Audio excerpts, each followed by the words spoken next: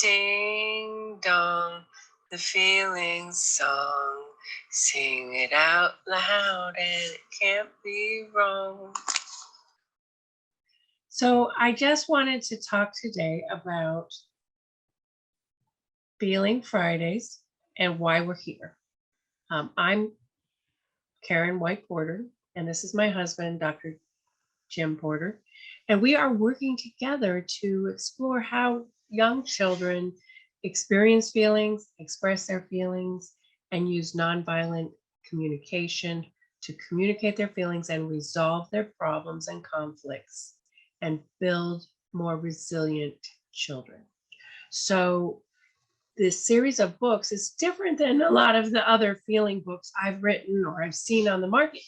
This series is working at actually trying to build a little kernel of experience that a kid might have where they can see their feelings in action, where they can see what is happening when they have a feeling. So, and then we are working together to look at these feelings and talk about the nuances of them and all the things that research shows and what our take on these things are. So I want these children's book series to be a place where kids who are learning to read in their first grade year, second grade year, are having fun and learning how to talk about their feelings.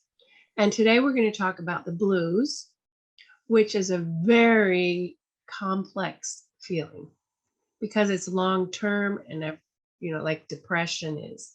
In my experience, when I see somebody who has the blues, it's sort of a mood.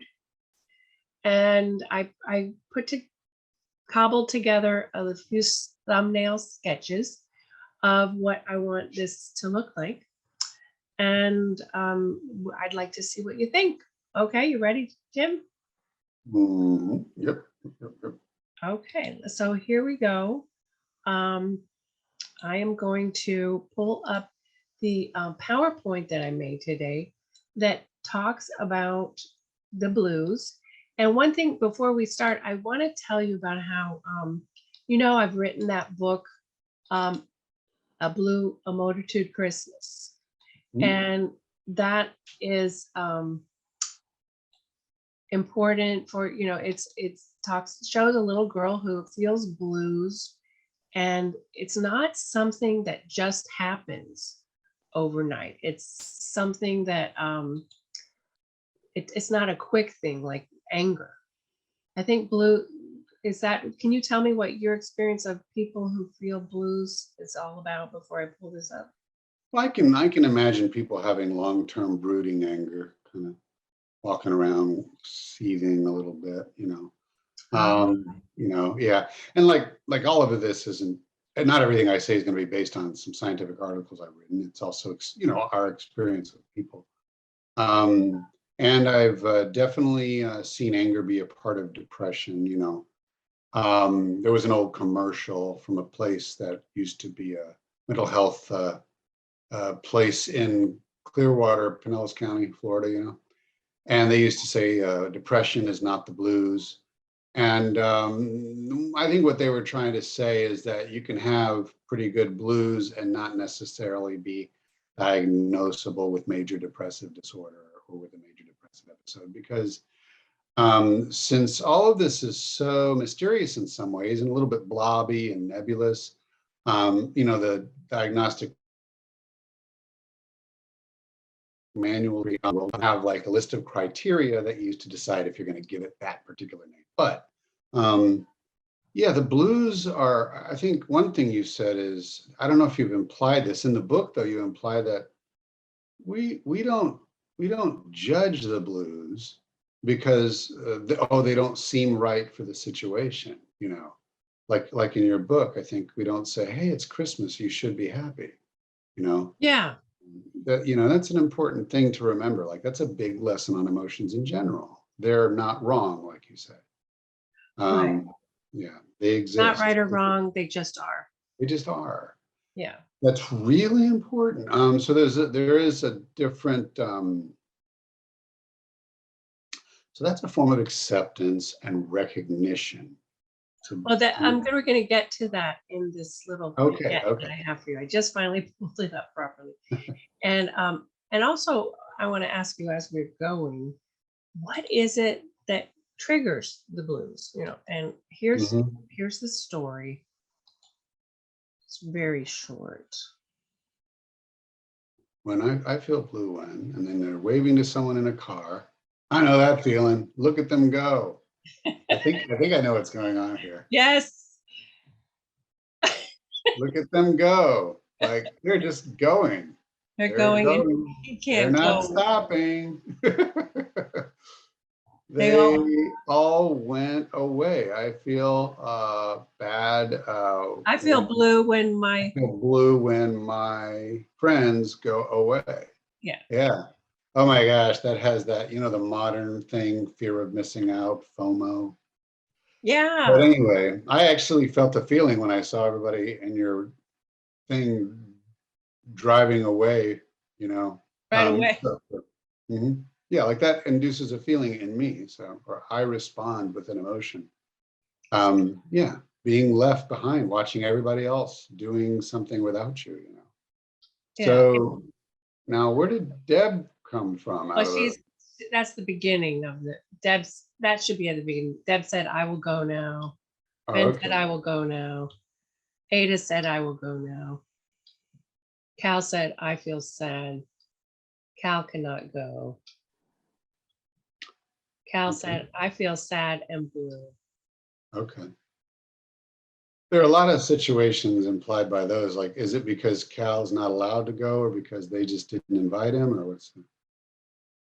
I think his mom won't let him go because maybe she can't afford the tickets to the ball game. I don't know. Cal said, I cannot go to the ball game now. I feel sad and blue. Okay. So it's a different blue, I think, than the one in your book about the holidays, I think. Yeah. Well, this is the kind of thing I'm trying to get at is what makes us feel blue. Like with Eileen in the book, Blue Multitude Christmas, she didn't even know why she was blue. She just felt blue. There was this flat affect on her face. She was just in this blue cloud. And and then here's, maybe this could be a trigger because then what happens is Cal sat and Cal did not talk. And Cal did not play. Cal sat and Cal sat and he did not want to eat. Cal's mom said, why are you under there? I cannot go with Deb, Ben, and Ada. No one can play. And Cal did not want to play. So I think there's a sense of hopelessness that in blues. I don't know. What can I do? And then, okay, this is the end of it. Do you want me to review or anything, or should we end it? End what? This slideshow. Oh, you can take down the slideshow if you want. I mean, we might wind up talking let's about. Just keep it up because yeah. The point is, the mom wonders why he's there, and later on, I didn't put this in there to show you, but the mom says, "Go play now, and you won't feel blue anymore." And that's not true. Yeah. And there's a point at which that's kind of why I left it out, but I'm trying to work out because when I wrote the Blue Multitude Christmas story, one of the people in my writers group told me she had friends whose daughter was only 6 years old and she had depression. And the parents just didn't know what to do. And so she thought the book was really important.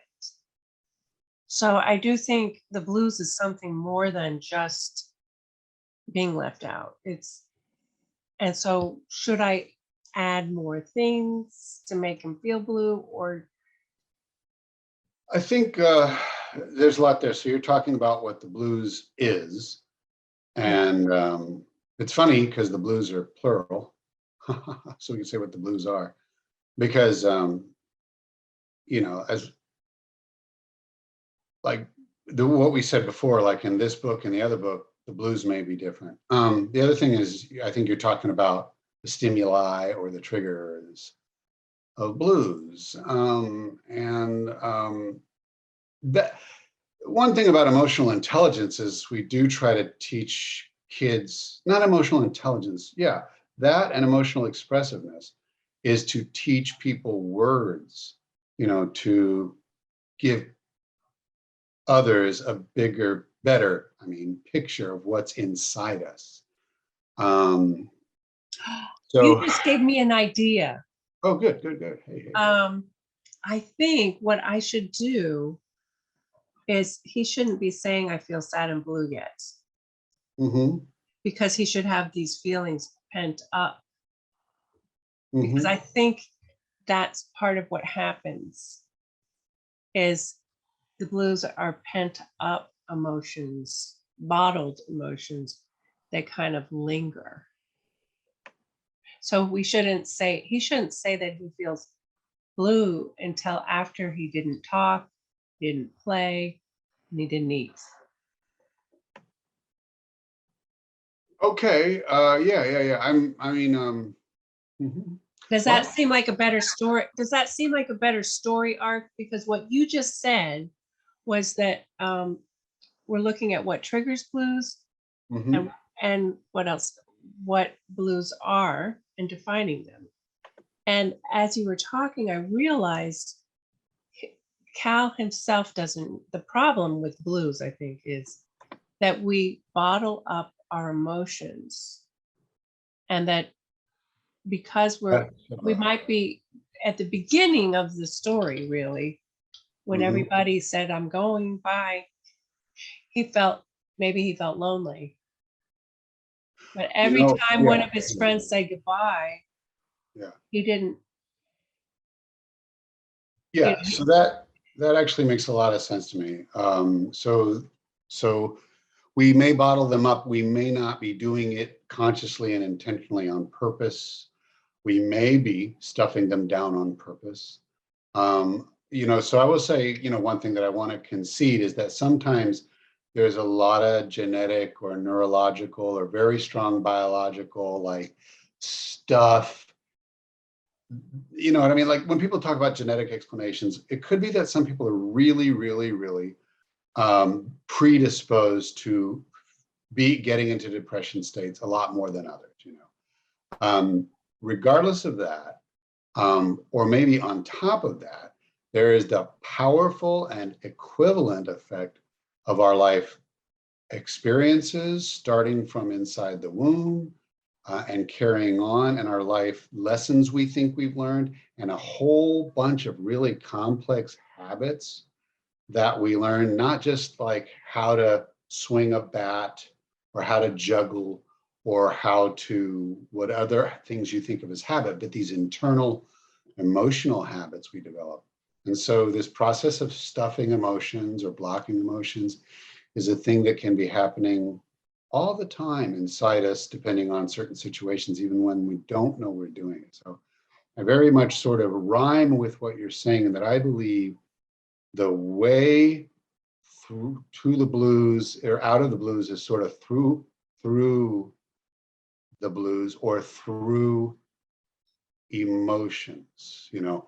Generally, there's some strong ideas with some strong evidence that, for example, anger and anxiety are a pathway to the bigger rainbow of emotions outside of the blues. Because I definitely believe that depression is very much a dissociative condition.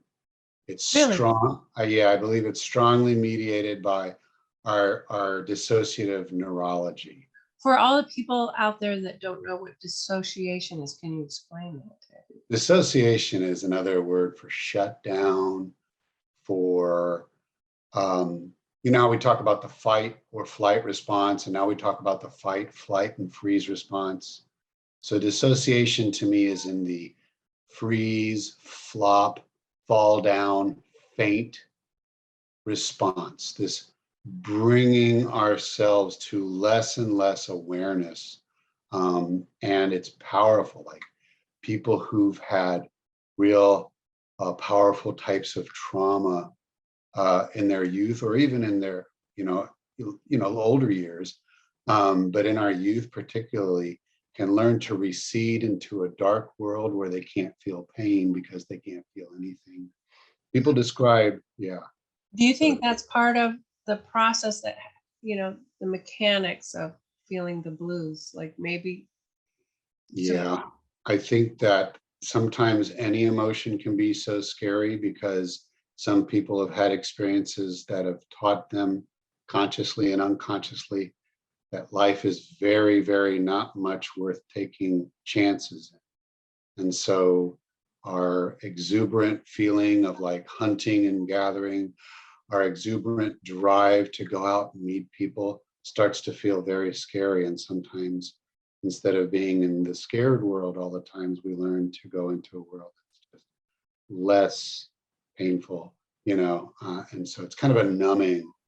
And what's so interesting is like when I've taught many children for many years, and I think that it's sort of like the arc of feelings. I think feelings have this crescendo, this climax, and this denouement. I think that's my mhm. hypothesis. And I think it's a shorter time period for children. And so like Cal right here, Hmm. maybe Yeah, I'm not questioning that. I for just think average children, digest it. not all children. Like there are kids who might be depressed for months on end and need medication. I know that is sometimes happens, but I'm talking about average kids who are on the normal spectrum. Maybe Mhm. they go under the table and they won't eat, they won't talk, they but it's then after a while, like, they smell cookies in the oven and it's like over. Yeah, yeah. I don't know, So yeah, it's interesting because you're also writing a book about how like a mom is going to handle this and that sort of thing. A pretty complex book, but I know you can put it into, you well, know, I want to keep it simple. So when he said, right. what can I do, Dr. Porter? Oh no.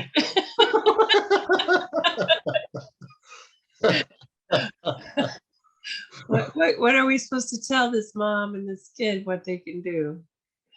I will say some of it is possibly long term. Like, are we thinking this in your story?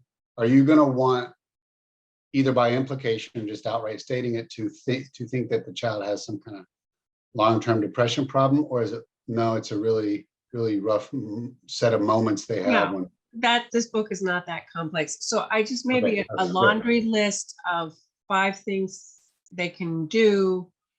And it's sort of like the book. Do you think Yeah, something yeah. like the book, The Blue Motor to Christmas is just fake it till you make it? Kind I of don't know like, about that. I had something else in mind. You mean like okay, you're saying to get out of the blues, fake it till you make it? well, like, eat, drink hot chocolate, hug your stuffed animal, It's better things, than. It's better than. sitting under the table all day and not eating. I don't want to be too simplistic, but well, actually, if somebody is really, really momentarily really blue about something that happened, and they sit under the table and they're just going to brood it out until it dissipates, and then they suddenly have energy left to start doing things. I think that's fine. So that reminds me that often, like, acceptance and allowance, if it's really strange because I've been a dad for 17 years, and I'm just looking at all the Really? I'm looking back at all yeah, did you know that? I'm looking back at all the dumb things I did that might have sabotaged our daughter's ability to go through the process that she was going to go I through. think you've been pretty sensitive. Yeah, Um, and I do whatever. have, Now I'm brilliant. I mean, like the time, I just do everything she remember says. the time when she wouldn't get down from the tree? I mean, she you She just was in let a it state. pass.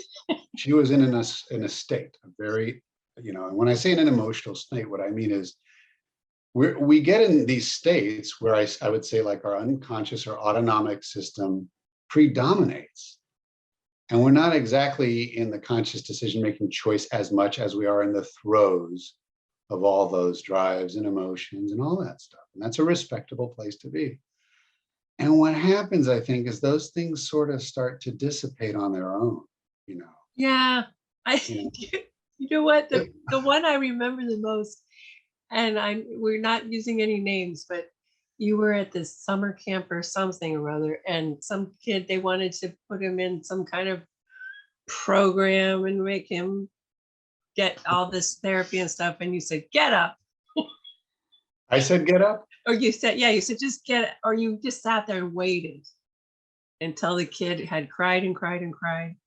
Oh, okay. Wow, I don't remember that. You don't remember that? I don't know. It was No, but that's neat. I'm glad I did that. yeah, because you thought, this is normal behavior Yeah. for Yeah. a child to throw a tantrum, to do some of these things, and you just have to allow. I think like your message. Yeah, it can be a good strategy to allow. If the child, however, is getting out of the car in the middle of the road, that's a different story, or like in a parking lot or whatever.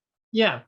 So that's, in many circumstances, we know that we can believe that we can allow.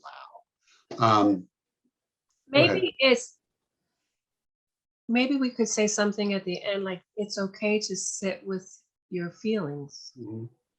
Yeah, I was thinking things like, what, is there anything you need right now, or do you just need to sit there for a while? That kind of thing.